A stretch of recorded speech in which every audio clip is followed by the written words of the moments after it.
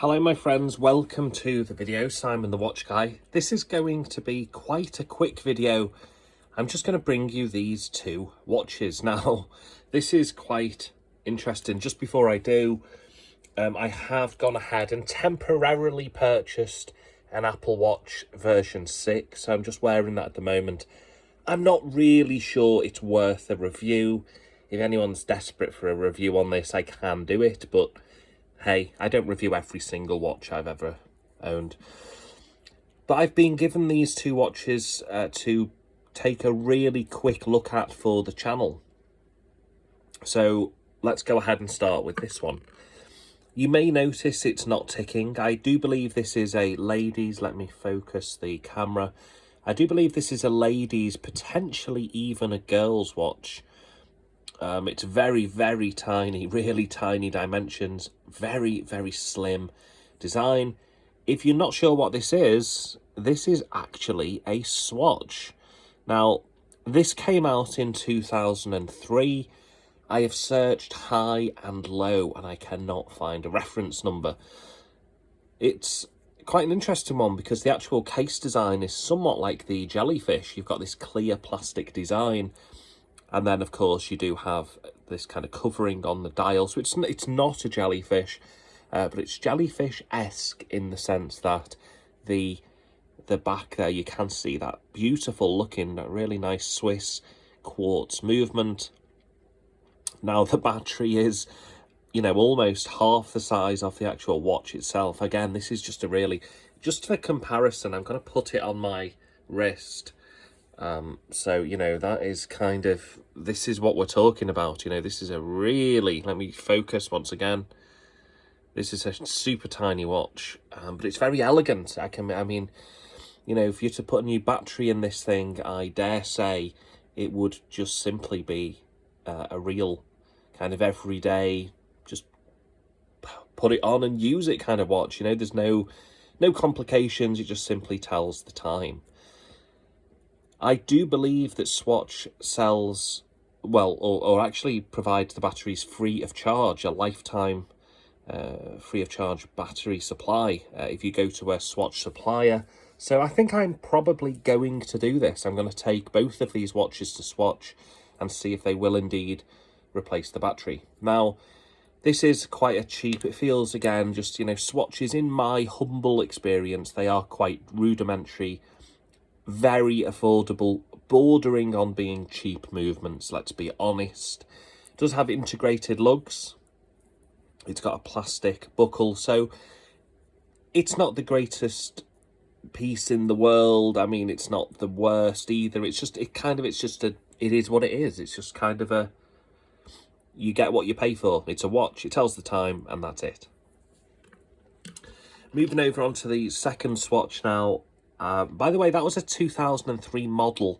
The one you've just seen. I don't know what year this is. I just cannot find really any reference to it. But if you look at the slim design, I mean, it's no bigger than a coin. It really is just a beautiful profile.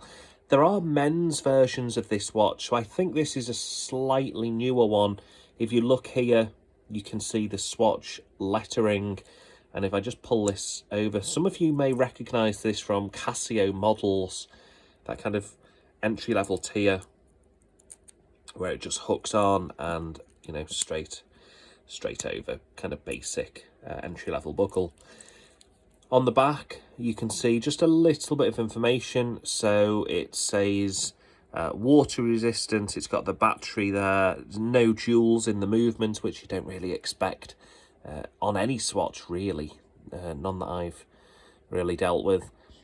Again, you've got that kind of Swiss made, and you can see a little bit into the movement there. There is a stainless steel casing. This does come on a mesh bracelet, and again, quite simple to tell the time. The hands are quite reflective, which is good because the kind of purple olive coloured dial can be a little bit difficult to read from in certain, you know, at certain angles. So it is quite nice to have those reflective hands.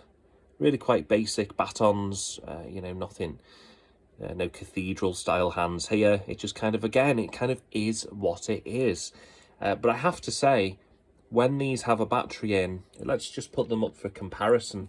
This purple watch here, it's decidedly more thin than this one over on the right hand side. So I'm really glad that these were lent into the channel. Again, I just sadly don't know much about them. Reference wise, I can't find the reference for either of them, particularly this one. This is just so elusive. I even went on a website which claimed to have every single swatch ever made, and even that website didn't have this particular swatch. So if anyone knows what these two reference models are, you know, please do let me know in the comments below.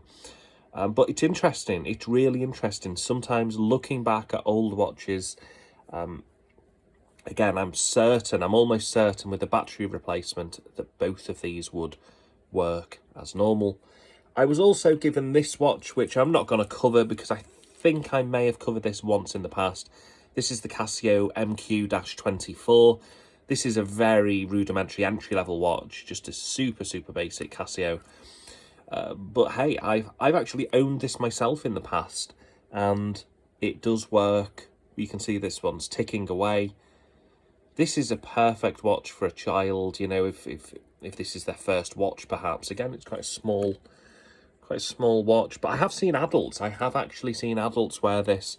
It purely depends on your wrist size. So there you go, 3 very different yet very similar style watches, all quartz. Again, thank you, you know who you are, for lending this in. We've got the 2 swatches on the left, and again, got the Casio. So thanks for watching, guys. The next video will be hopefully in the next week or two. I hope anyway. That will be the B5600 MG, which is the midnight green Casio. Okay, until then, I'll see you guys in the next one. Take care.